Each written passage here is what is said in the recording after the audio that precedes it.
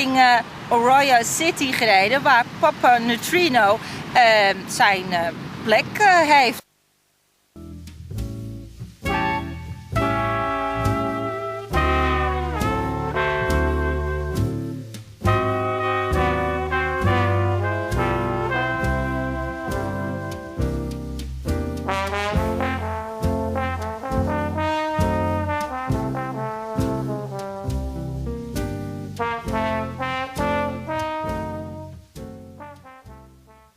Hij gebruikt dus losse stukken piepschuim. Dit is dat blauwe spul wat als dakisolatie gebruikt wordt. En dat verpakt hij in hout. En daar maakt hij dus een drijver van. En op 2 of meer van die drijvers bouwt hij dan voort.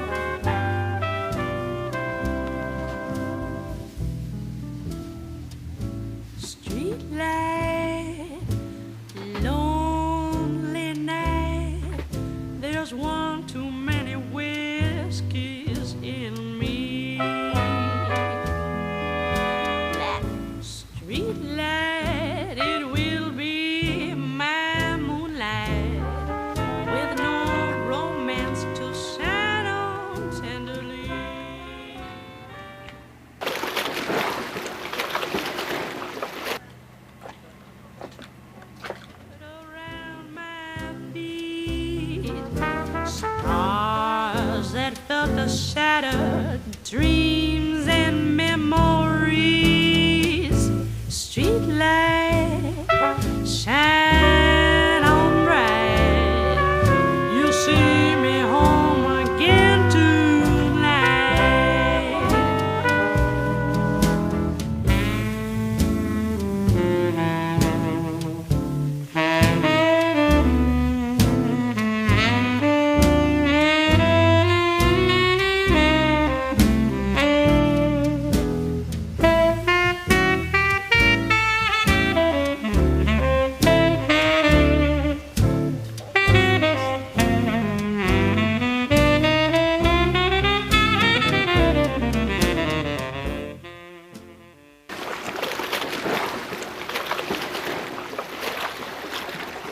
Om de minuut hoor je wel een plons dat er eentje van blijdschap boven het water uitspringt. En als je goed kijkt, dan zie je in het niet echt heldere water, maar je kan toch wel misschien 30, 40 centimeter kijken. Allemaal kleine visjes, dus het is echt heel veel leven. En de pelikanen die vliegen gewoon af en aan en die nemen dan een duik en die vangen wat. En, het is echt heel erg mooi.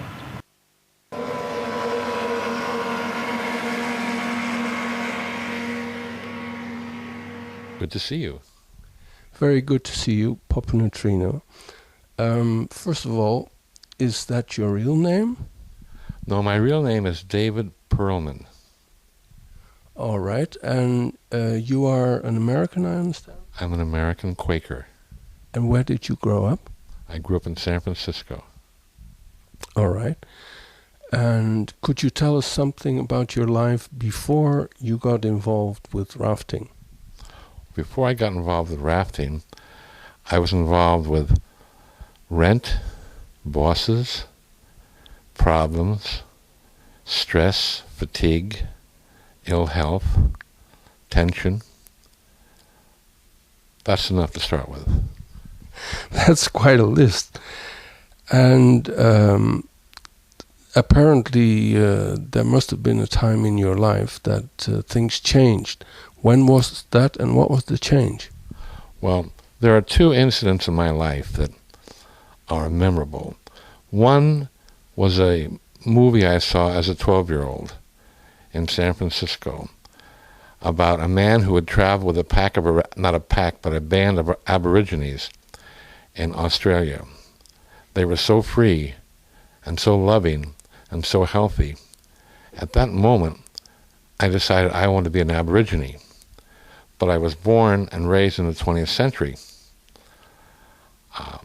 Then I came across North Beach with Ginsberg and Kerouac and Corso and the whole group there. And there was that moment of possibility that disappeared. So 20 years after North Beach began and disappeared, I decided to take up rafting. The second memorable event was when I saw a movie about the Kon-Tiki, how those Scandinavians got on some balsa wood and sailed halfway around the world, or a quarter way around the world. And that was inspirational. Okay, when and how did you start with your raft building? I started with my raft building on the Missouri River in Nebraska. And we took 14 fertilizer barrels, which were 300-gallon barrels, and we made 2 rows of 7 each, and spanned it with wood and a house, and floated down the Missouri and the Mississippi River to New Orleans, then over to Mobile, Alabama, where the raft was destroyed in a storm. When was this? This was 25 years ago, 1975. And maybe you can tell us something about what happened since then. Well, since we destroyed our first raft, we built our second raft. And our second raft was called the Stone Soup, which we put together in Texas, in Freeport, Texas. No, I'm sorry, our second raft was the Nancy Jane, which we put together in New Orleans. And we sailed on that for 2 years, up and down the Gulf and the East Coast of America. Then we gave it away to some farm pickers and built our third raft.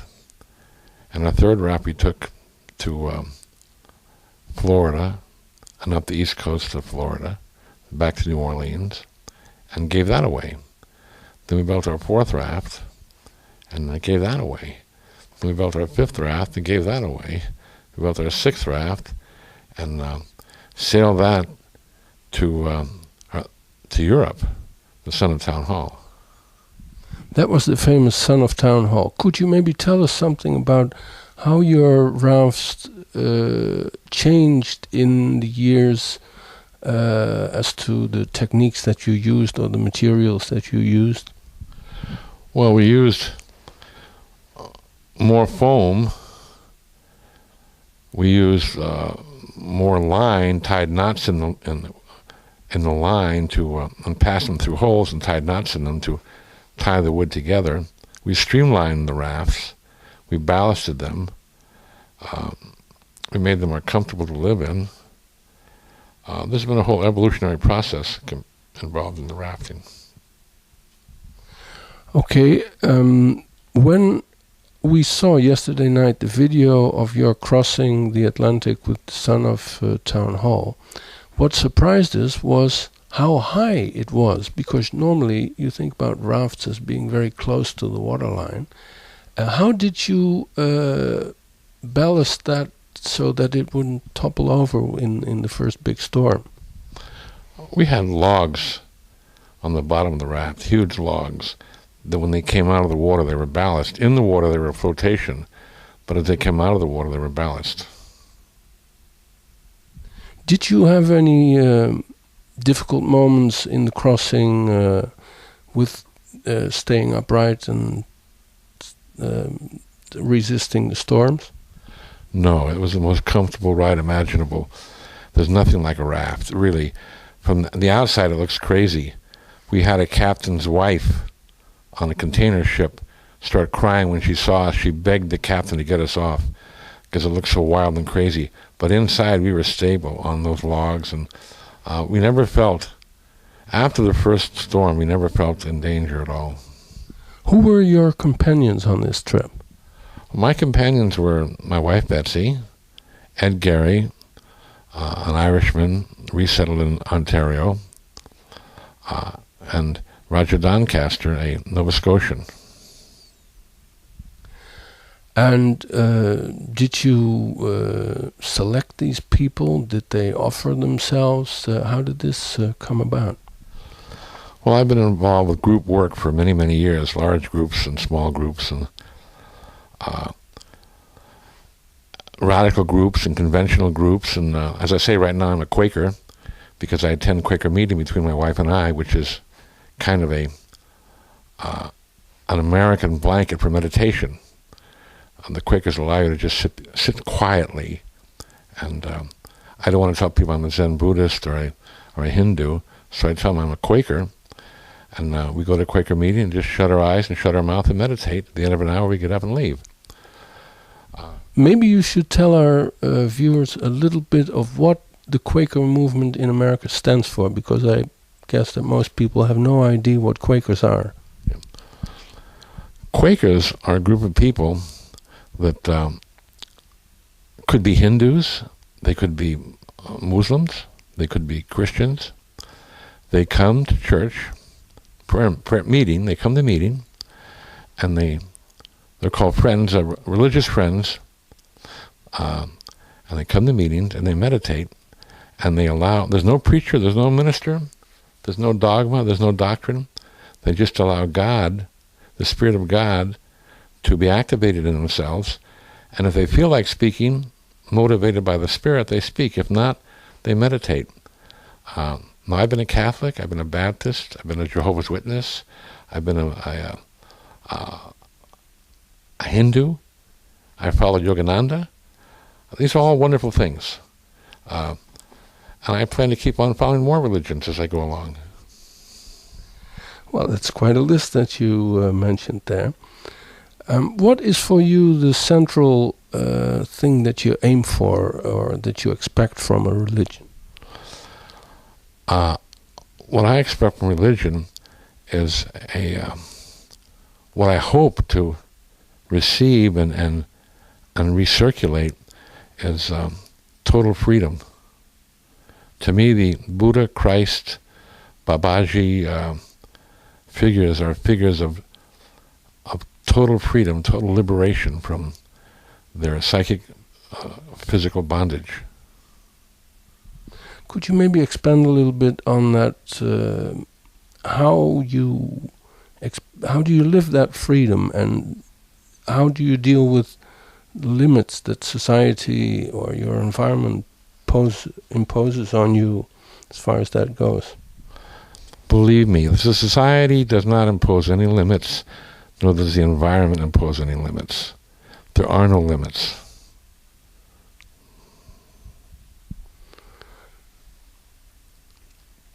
Okay, freedom is the central theme in your life. Is it correct to say? Correct, it's the central theme. Right, even freedom from freedom. Could you expand on that? Well, you get so focused on freedom that you become unfree trying to achieve it.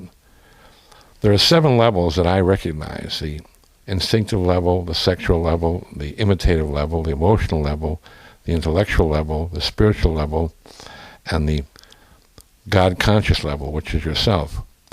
And I'm trying to remember all and observe all those levels as they're happening, and to move towards my 3 inner goals. If I focus on one inner goal or one level, I become fractionalized. But if I focus on the totality of all my levels, which are akin to the chakras, the Hindu concept of chakras, the 7 levels, if I focus on all those levels and be minister to them, and minister to my own 3 deepest desires, I feel whole and sound, and I don't need drugs or alcohol or vacations. But if I forget myself, if I start to focus on myself sexually or imitatively, or even want emotional love, emotional freedom, anything I focus on is going to take away from the 7-level whole that I am. What are these 3 innermost desires that you mentioned? Okay. When I was a young man, I pursued one desire after another. And every time I achieved that desire, I was always dissatisfied, frustrated. I would achieve freedom, and I would get a tremendous amount of freedom. But I was not satisfied with it. Then I would pursue communion. And I'd get a tremendous amount of satisfaction in communion, but I was never satisfied. Then, through ancient teachings, I came to realize that I had to pursue the triad. Not the monad, not the duad, but the triad. Great men pursue the quadrad. They're on a different level. The great masters are, into the 4 and 5th levels. But ordinary man must pursue the triad. That's how his mind works, is triadically. And if he pursues triads, like the raft is a triad, it has to float, it has to go, and it has to stop. I take each of those aspects, and I try to find new ways to stop the raft, new ways to float it, new ways to make it go. And it's endless. The possibilities are endless. Where did you get this teaching about triads from? Well, I was lucky enough and unlucky enough to come in contact with Gurdjieff teaching. And through Gurdjieff, I got in contact with triads. It was a blessed part of my life and a miserable part of my life. But he never said it would be easy. Okay, maybe you can explain something to our viewers about who Gurdjieff was, what he taught, and how this influenced you. Okay, Gurdjieff was a psychologist from Russia. He was a Russian, and he was able to divine man's psychology to the ultimate degree, and he was able to formulate expressions of that psychology which entrances people to come in contact with it. It's a pathway for active reasoning for the intellectual man, or the person who wants to become intellectual and use active reasoning. It's not the pathway of the monk or the yogi or the fakir. It's the pathway of the person that pursues active reasoning. Very slow, very tedious. You give up your emotional life, you give up your spiritual life to pursue that pathway of active reasoning. When you obtain it, then everything is open to you. Very quickly, very efficiently. Like, I know that I'm in a position to attain anything I put my mind to now, because I can actively reason all the elements involved with it. Okay. Let's get back to what made you famous, at least here in Amsterdam and in the rest of the world, probably. The fact that you managed to cross the Atlantic Ocean with a self-made raft. What made you decide to do that? Well, we decided to do the raft trip because we wanted to show that you could do anything you wanted to do. We look around and see man who has the internet, websites, libraries, wealth, and he's in bondage. And he says, well, I can't do that. I can't do that. Well, what if a 65 or 70-year-old man should cross the ocean in a raft? Could you do that? Of course you could. There's simple rules, simple elements, simple... to pursue any task, you need information or a teacher. You need a place to stay, and you need something to eat. And then you can pursue any task you want. A teacher, information, and a place to stay and something to eat. And we have that. So the limitations are no longer there. They're all in our mind. They're not in the society. They're not in the system. It's in our mind. I realize that I've become a total degenerate in my living habits. I mean, just total. Mold on the heater, growth coming out of every pore of the... But I'll tell you, to launch this expedition from where it was launched, and to hold on when the will to say hold on was gone, to go against the harbor masters that ridiculed this vessel, the police that came to drive it off of public property, the financing of it, It drove me to my deepest despair. Asking me questions, and they started saying, "What would you like to do? How do you feel?" I'd always. What date exactly did you leave, and where did you leave to do the crossing of the Atlantic? We left from Bath, Maine, and it took 40 days to get to Newfoundland, and we waited until the following summer, and then it took us 60 days to go from Newfoundland to Ireland, and then another 2 weeks to France, then another 2 months to the Mediterranean. All right, and during the trip, I understand you had a few bad storms. Did you ever doubt if you were going to make it? Absolutely. The first storm that hit, and the first storm wave that hit us, I was in the helm, and we went almost straight down. And I thought, my God, you worked all these years to get out here and kill yourself. You old fool, you. And that was the worst wave, and from then on, it was just, we were absolutely sure of the reaction of the vessel. Could you tell us something about your companions? How did they live through this? Well, we had we ran the gamut of experiences. We had one person, Roger Doncaster, who was so terribly frightened, he broke down crying, and came through that fear and became a real sailor. And I think of him as one of the bravest men I've ever met, to go through that fear and not totally crumble. And then Ed had no fear, nor did Betsy have any fear. And you were also not really afraid? Not after the first wave, no. Okay. How did you do food-wise? Food-wise, we took a lot of brown rice, a lot of canned goods, but mostly brown rice. Brown rice is our staple. We use that constantly. Did you do any fishing? Ed tried to fish, but he never got a nibble. All across the Atlantic, never got a bite. That's pretty amazing. Well, actually, maybe not so amazing, considering the fact that the Atlantic has been so much overfished. What was your supply of fresh water? How much did you bring on this trip? We brought 110 gallons of fresh water with us, and we used about 60, about a gallon per day.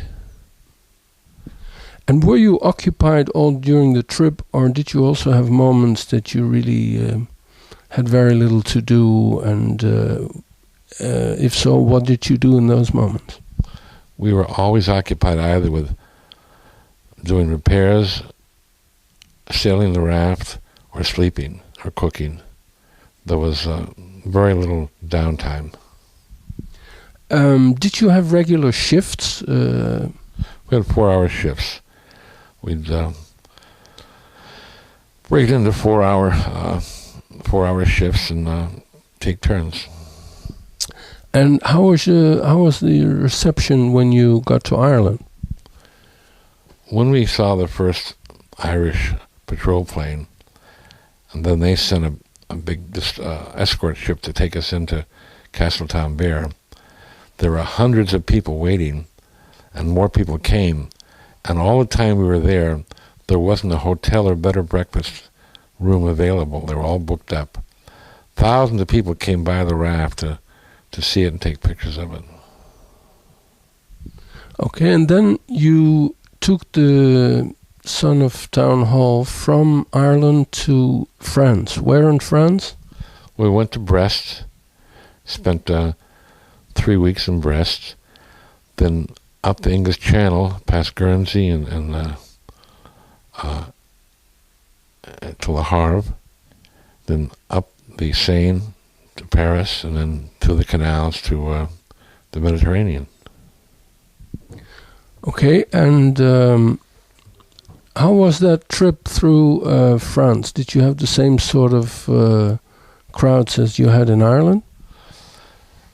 Yes, people came from all over to see it, especially in when we got to Sète, France. We had massive crowds come to Sète, and the councilman of Sète offered us a place to build an orphanage raft there, but we decided not to because there wasn't the materials, recyclable materials. So we would come back to the United States to begin our orphanage building project. Yeah, maybe you could tell me some more about that. This plan to build a floating orphanage. When did it come to you? On the trip that you had with the son of town hall? No, about 6 years ago, I saw a news report on a little Indian boy. He was about 10 years old. He was a carpet slave. And he broke away from his masters, his imprisoners, and came to the United States and freed himself. And he went about the United States telling about the carpet slaves, the children that are carpet slaves in India. And he went before the U.S. Congress, and he told his story before the Congress, and it was on television, I saw it, about how children are sold to these carpet manufacturers, and they spend their childhood as slaves. So this young boy was heading a movement to free children in India, and when he returned to India, as he stepped on the shores of India from the ship, he was shot down with a shotgun. And I said, well, I will do an orphanage. And I may not free all of India, but I'll free some of them. So we're going to Brazil to get a few boys from Brazil, girls from Brazil, then to Africa, and then over to India. That's the plan.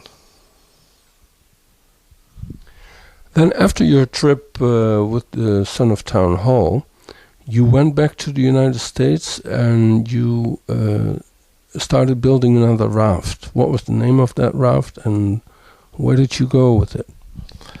We started this latest raft in Minneapolis, Minnesota. It's called the Wilma B, after my mother. And we were gathering tons of material by which to start the orphanage and sail to Brazil. My game plan was to go down the Mississippi gathering material and crew, because 25 years before I had gone down the Mississippi, and there were plenty of people that wanted to come along, all kinds of people. And I thought, well, we'll do it this time. There was plenty of material, but there were no people. How come?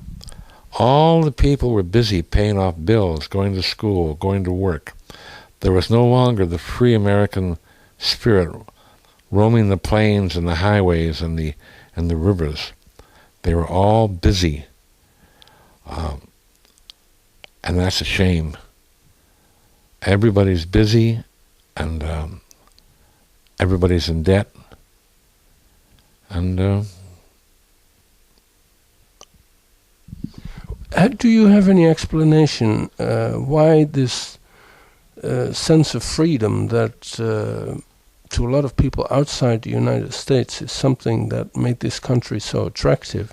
How come that seems to have disappeared? It has temporarily disappeared because the citizens are focused on one or two things. They're not focused on a triad. They want money. They want money and sex. When they expand from money and sex, they're going to want other things. They're going to want spirituality and freedom. The idea is to bring consciousness to people that they are more than a monad or a duad.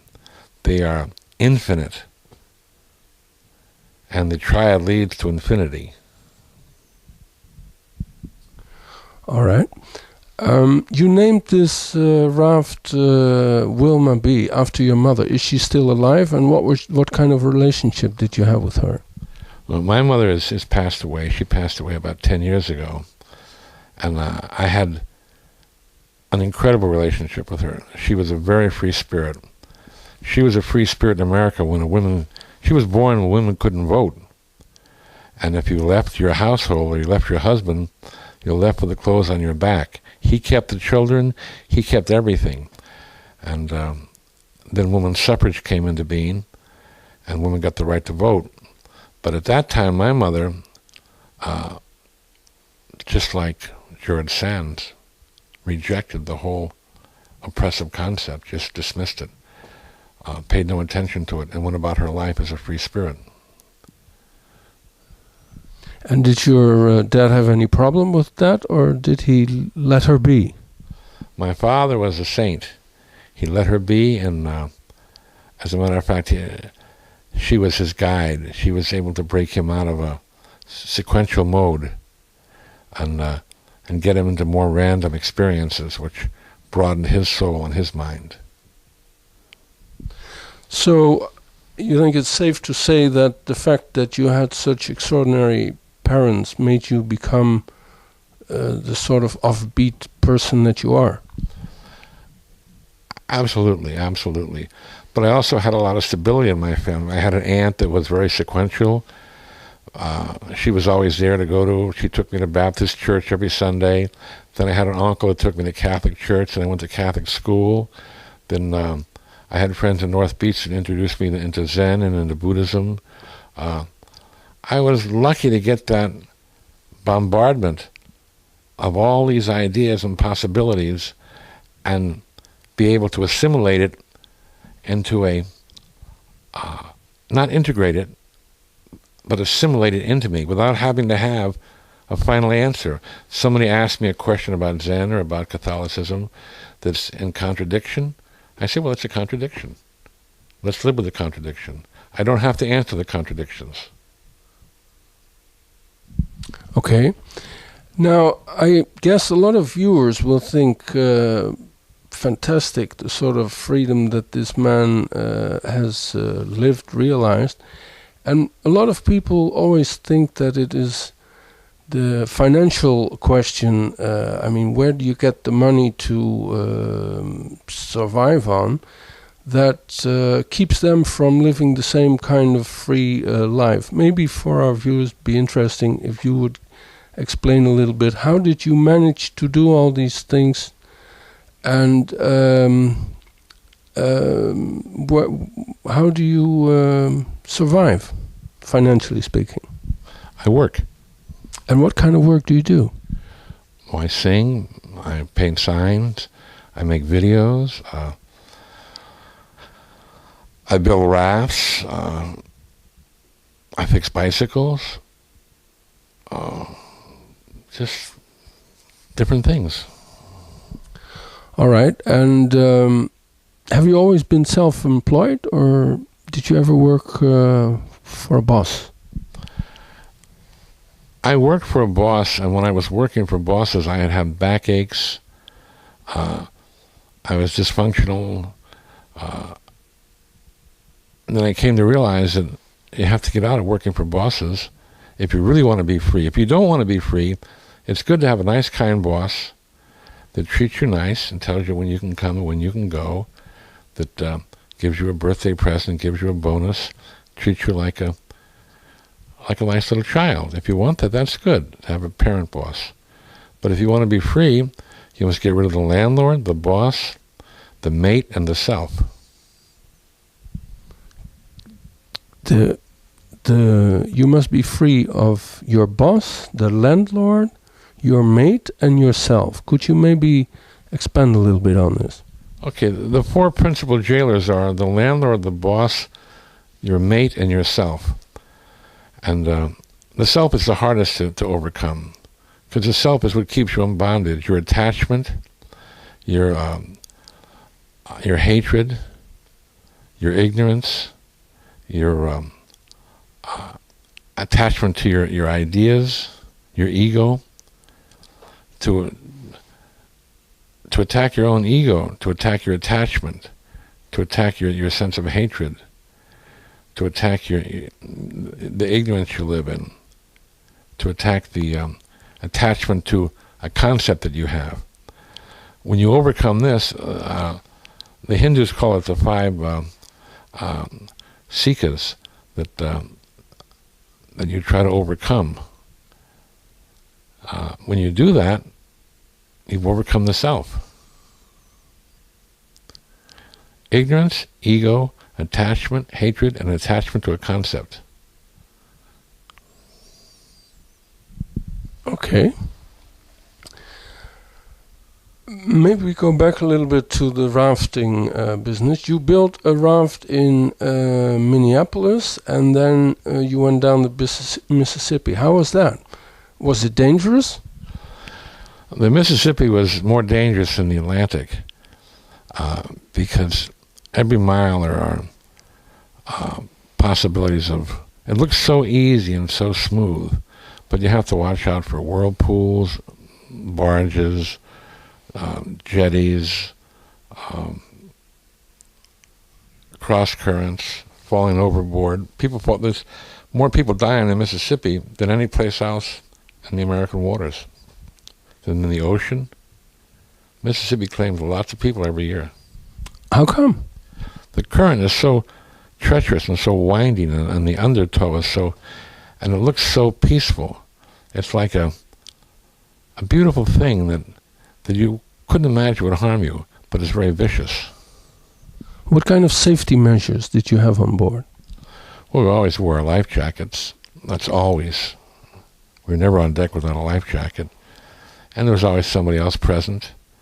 And we were very careful to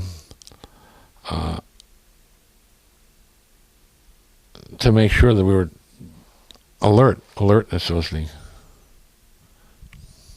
Okay, and then you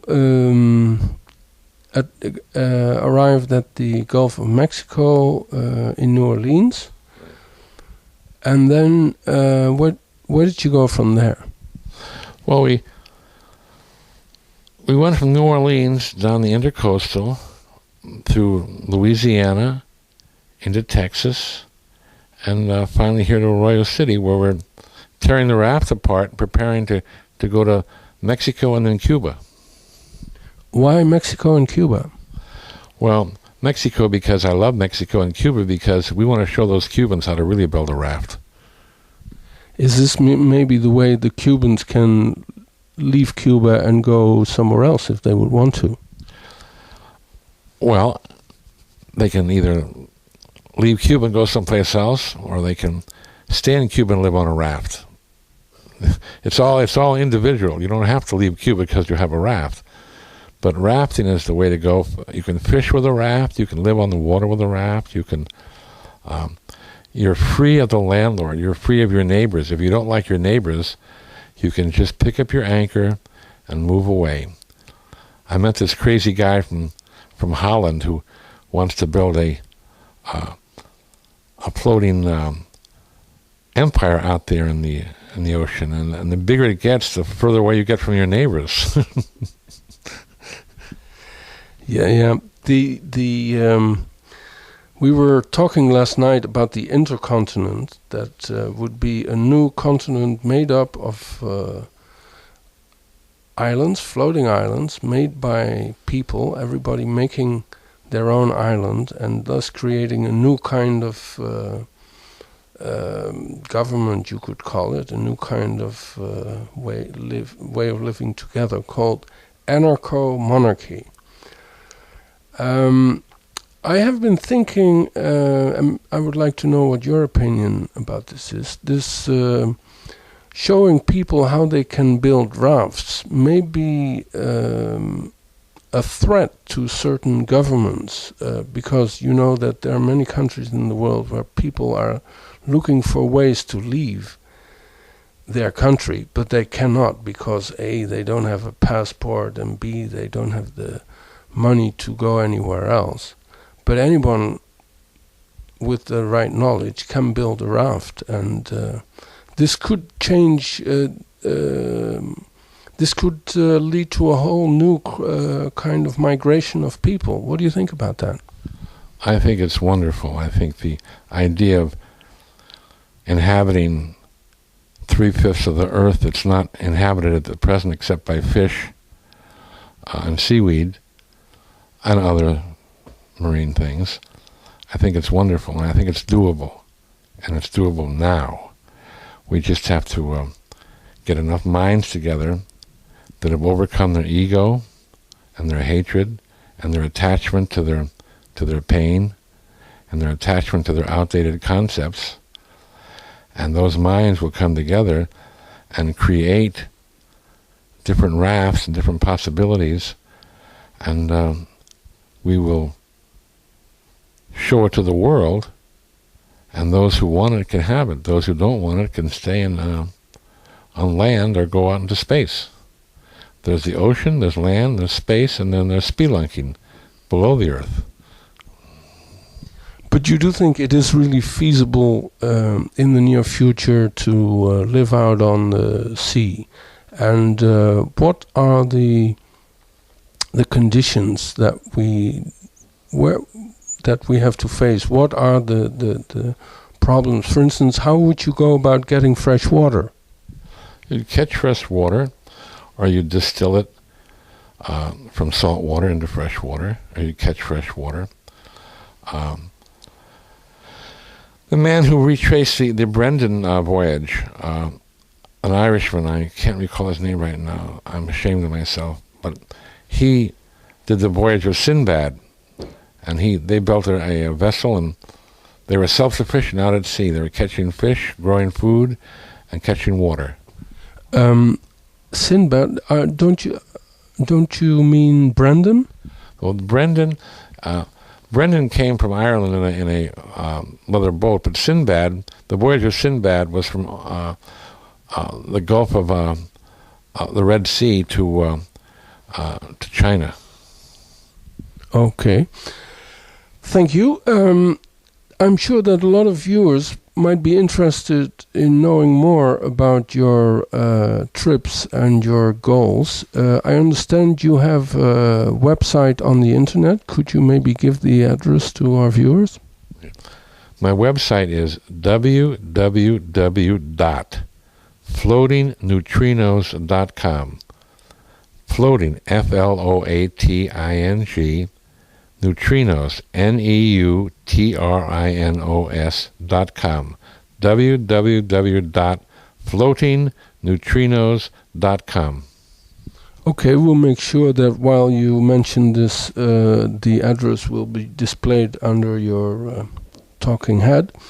What made you decide on the name Floating Neutrinos? Science, religion, they were at odds with whether the soul existed. Religion said, yes, the soul exists. Science says, no, it doesn't exist. But science says the neutrino exists, though we've never seen one, though we've never found one. So it's an absurdity, the name neutrino. So I took it as an absurdity. Poppa neutrino absurdity. Okay, thank you.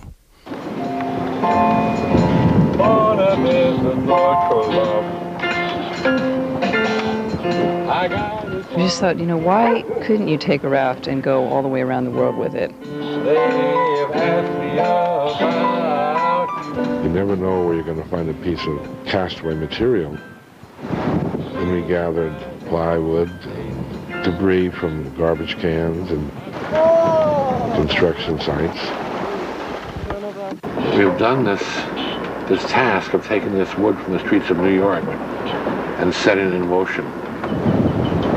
Okay guys, we're 65 miles from Seguin Island and only 2,711 miles from the mouth of the Loire River. We're France. Practically there. For the crossing of the Atlantic, we had 4 crew on board. Poppa Neutrino, who was the primary designer of the raft. Myself, I was the navigator. 121 miles to Bermuda. 121. We were 126 yesterday. Then we had Ed Gary. What was that now? Look forward to the rest of the trip. Ed had made a 5-year trip by bicycle. In the summer he'd go north, in the winter he'd go south, and he just did it for 5 years. There was always a longer distance to ride today than yesterday. Always there was a record in front of me to be broken. A little bit of a record. There was always this tease for me to move towards. So I would be lying to you guys if I was to let you think that I didn't do this because there were records involved. You know, the record of being the first to cross the Atlantic. The record In a raft. In a raft, right? A record to have sailed a piece of junk. And Roger Doncaster. A barrel of money.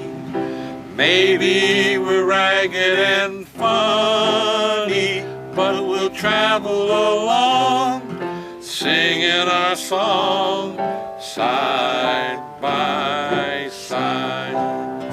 And we don't know what's coming tomorrow.